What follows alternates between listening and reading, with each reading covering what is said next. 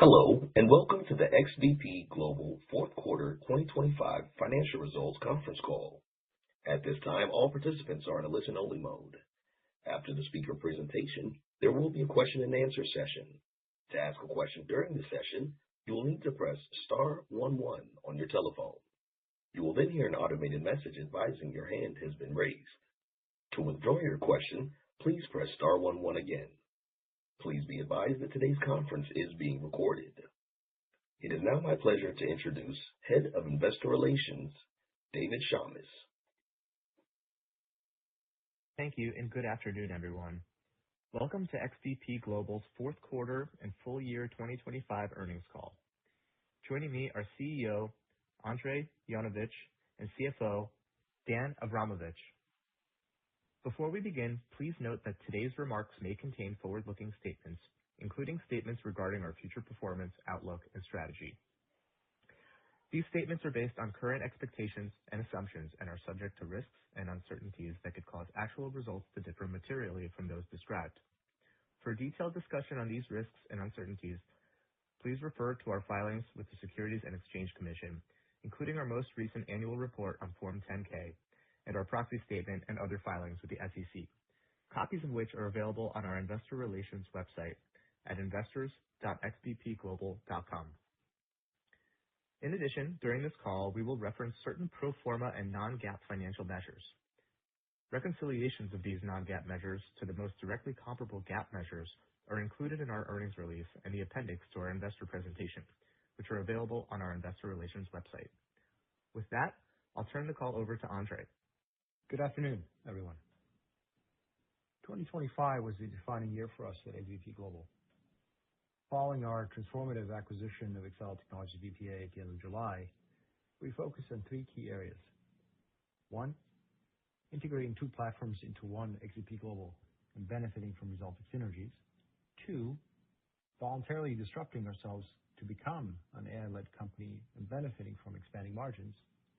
And three, making investments in growth, starting with the hiring of Mike Schufelt, our new Chief Revenue Officer, and an expanded sales team. Let's talk about these in a bit more detail. As I mentioned, in late July 2025, we completed the acquisition of Accel Technologies BPA, thereby combining a European business on one hand and an Americas and Asia business on the other into one platform, renamed XBP Global. Our initial focus has been to streamline and simplify the organization. We've also hired new talent and promoted from within to ensure our culture is future-proofed. We feel good about the amount of progress we've made to date to operate as one unified organization.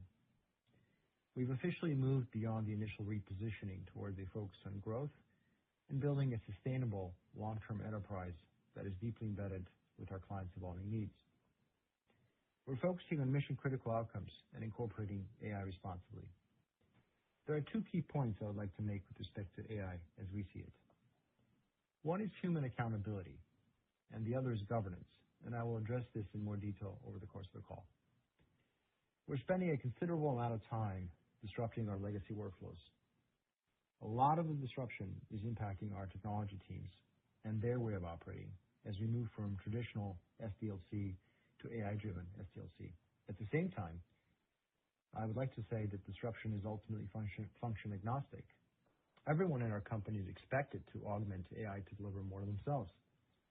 The simplest way to look at outcomes here is that we're expecting to see meaningful margin uplift over the coming period. We've been laying the groundwork for a return to growth. We've onboarded a Chief Revenue Officer and invested in an expanded sales team. We've been reaching out to trusted clients to reintroduce ourselves and to listen to their needs. The bottom line here is that we believe we have a suite of agentic AI-driven solutions which will enable more clients to transition from labor-intensive, reactive workflows to fully orchestrated, exception-driven workflows without compromising on their standards or our value of human accountability. Another thing to note as it relates to our interaction with AI is that legacy metrics are changing rapidly. While they might tell the story of today, they might not tell the story of tomorrow. Take new sales, for example. Earning the trust of clients through large contract wins is exciting and tends to be viewed as indicative of momentum. But I do think we need to take a more balanced approach and focus on ROI and the sustainability of contracts. We're looking to offer our clients disruptive outcomes and deeper integration than before. Let me give you an example. With agentic AI, privacy is not afforded by using public models. We recently deployed a state-of-the-art large language model to a private cloud belonging to a major French insurance company in order to facilitate a plethora of high-value agentic AI use cases. This approach ensures that agentic AI can scale securely on a private cloud while simultaneously protecting privacy to the maximum possible extent and avoiding escalating token costs or token maxing. We think this is an industry benchmark where our document processing custom neural networks can work in tandem with agentic AI to deliver best-in-class value to our clients. We think that longer term, this will result in structurally higher margins. Let's start with the deck and slide 3 in particular, which essentially highlights our strategic positioning as a company. First, our presence in mission-critical mandates and in highly regulated environments creates significant natural barriers to entry. In sectors like healthcare, BFSI, and the public sector, there are complex and rigorous regulatory compliance, governance, and security standards that general AI simply cannot replace at the moment. These are more than just tasks. They're mission-critical mandates where the cost of error for our clients is significant. Our entrenchment means that we aren't just a service provider, but a part of clients' overall compliance infrastructure. This is one of the key reasons why our top 25 clients have been with us for over 15 years on average. Furthermore, our competitive mode is defined by human accountability and domain expertise. While AI is great at automating tasks, it cannot independently manage the last mile of complex decision-making. Our clients depend on the institutional knowledge we possess to provide oversight and protection. With decades of experience, and by anchoring our hyper-automation solutions with human-in-the-loop or human-on-top processes, we ensure that human accountability and judgment is paramount to everything we do. Domain expertise is what makes our business model resilient in today's shifting landscape. Lastly, it's worth noting that we often sit at the crossroads of analog data and digital outcomes. For many of our clients, digital transformation is more than just software. It requires a partner capable of processing large, unstructured, and often physical data sets into fully digital, actionable workflows. This physical element of our business makes us an essential partner in enabling the very digital transformations that AI models rely upon. I'd like to skip to slide 5. As I mentioned earlier, XBP Global is deeply embedded in the operations that underpin our economy and government, especially in the United States. And our data management and automation solutions are vital for sectors like healthcare, banking, and finance. We handle vast amounts of sensitive data and decisioning here. One example is the Department of Veteran Affairs mandate, which has for years been one of our largest clients. We've delivered essential AI-enabled services for many years to the VA, and it ultimately helps our veterans obtain better and more timely care. I'm going to skip ahead to slide 9, which talks about our diversified base of 2,500 plus clients, with no single client accounting for more than 7.5% of our revenue. If we break this down a little further, over 140 of these clients have ACV of 1 million or more. We're in a position now to increase our penetration with these clients and win back some of the business that BPA has lost over the last couple of years. From a new sales perspective, we think we're starting to see good momentum in the few months since becoming XBP Global. We created approximately 1.4 billion of new pipeline in 2025, up 8% over 2024.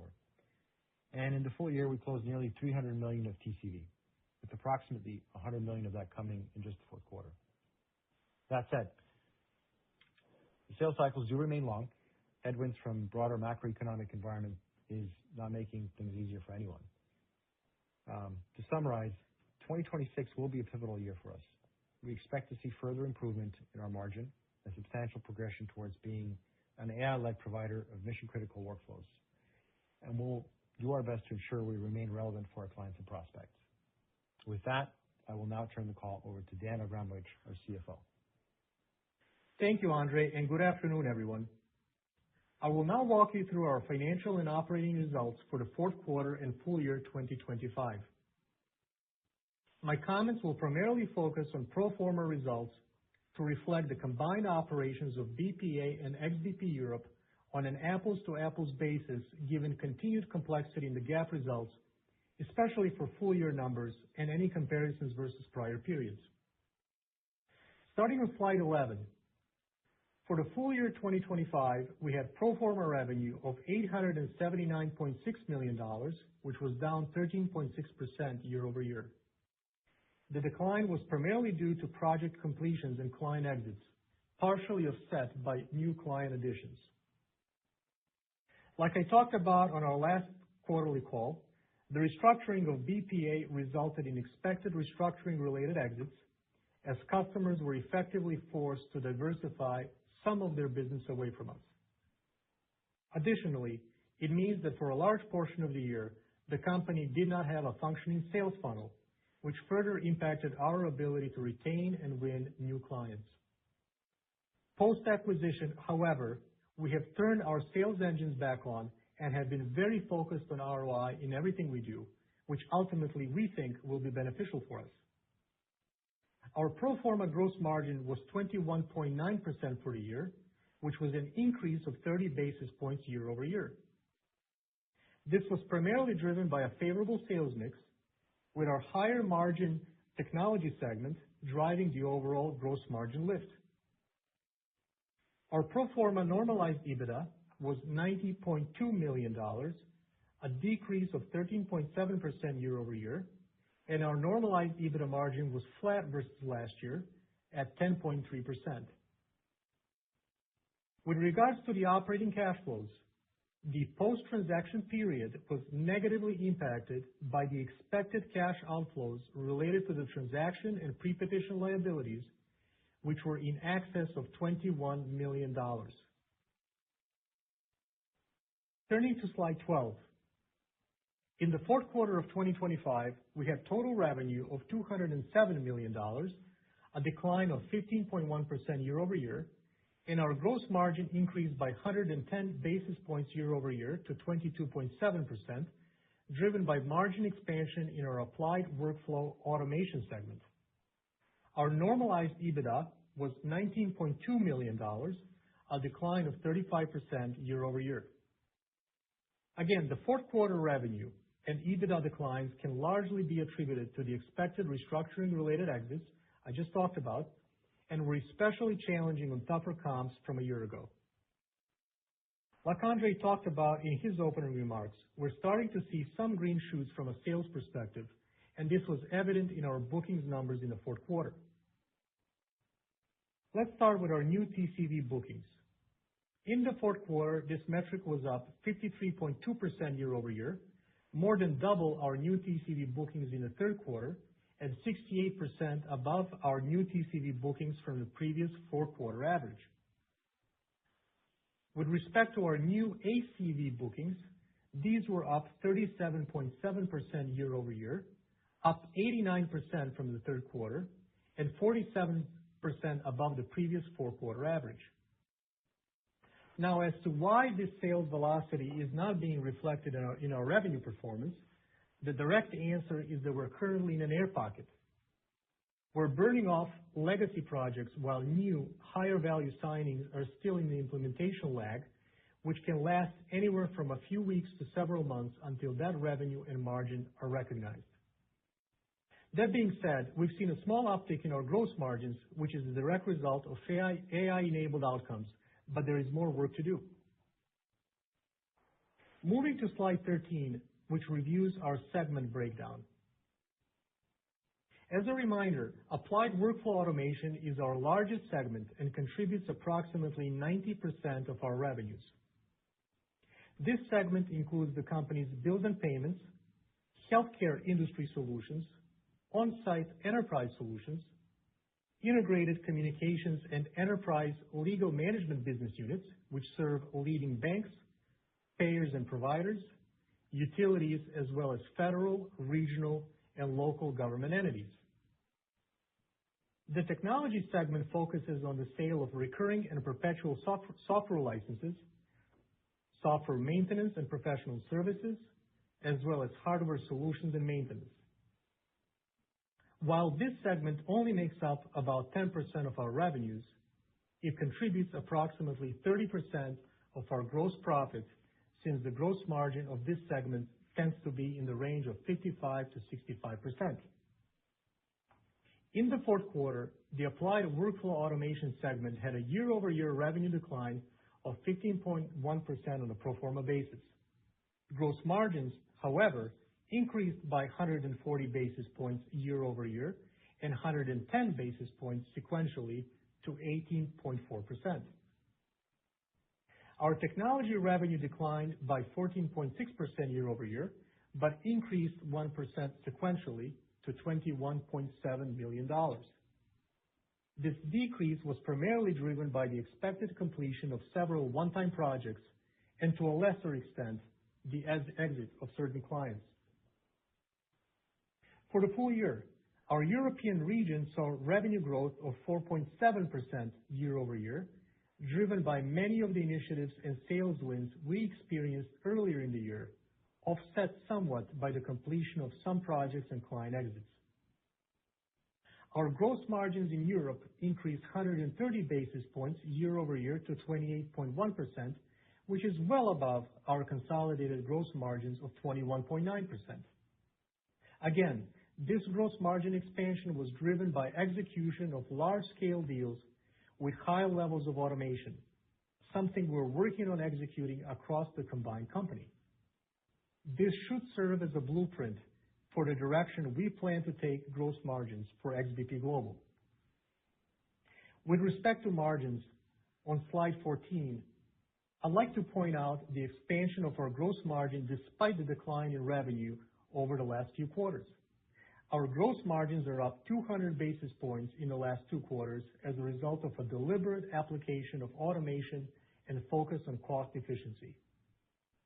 Now I'll turn it back to Andre, who will give you some additional color on some of our automation and sales efforts. Thanks, Dan. I'd like to cover a few more slides, and I would like to ask that we turn to slide 15, where we're seeing a natural evolution of our workforce composition driven by the dual impact of the AI disruption that we are embracing. On one hand, it changes the way we operate internally, and on the other, how we operate in serving our clients. Among our tech teams, the shift towards AI-based SDLC creates uplift primarily in product development, change requests, and increasingly in tech support. We see approximately 70% uplift in speed in output, meaning new features, and we think this has further room for improvement.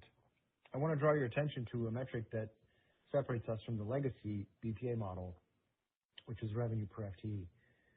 When contextualized, as shown on the right-hand side of the slide, our revenue per FTE is approximately $80,000 and exceeds the peer group average of approximately $60,000. We still see this as a relevant indicator for how we're decoupling growth from headcount, something that distinguishes us from legacy BPA models, including many companies that are significantly larger than us. Next, I'd like to talk about some of our client metrics on slide 16. As you can see, we have a broadly diversified industry vertical and client size, which provides a natural hedge. Our top 3 clients contribute approximately 17% of our annual revenue, with the top 10 making up just 32%, which goes to show we aren't overly concentrated. Moving to slide 17, with respect to sales, overall, we've seen an expansion of our pipeline and a healthy rebound in bookings in Q4. We're investing in sales efforts, and we're watching this space closely. The chart on the left shows our quarterly TCV signings, and while it's true that we're still far off from the pre-merger levels, we have seen in Q4 the highest results in all of 2025.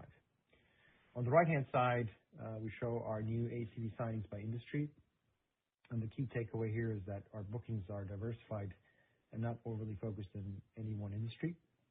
In total, the fourth quarter, we closed around $34.8 million of new ACV from over 560 separate deals. We've had some success this quarter, particularly from BFSI manufacturing, which included a win back with a large property and casualty insurance company, which is the result of our win-back campaign, and a large contract with a well-known aerospace and defense contractor and several banking-related deals. Additionally, we closed several federal and local government-related contracts across the Americas and Europe. I'd like to close by thanking our dedicated team for their continued efforts in growing our sales and moving us in the right direction.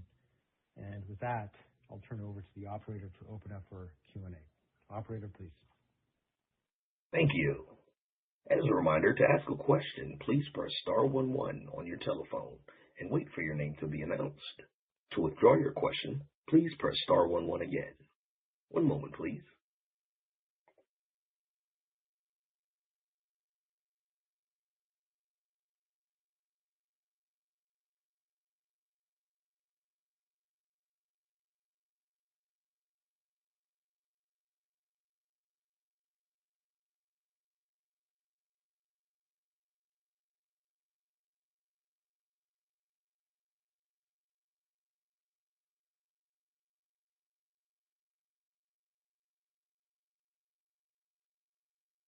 Ladies and gentlemen, this does conclude today's conference.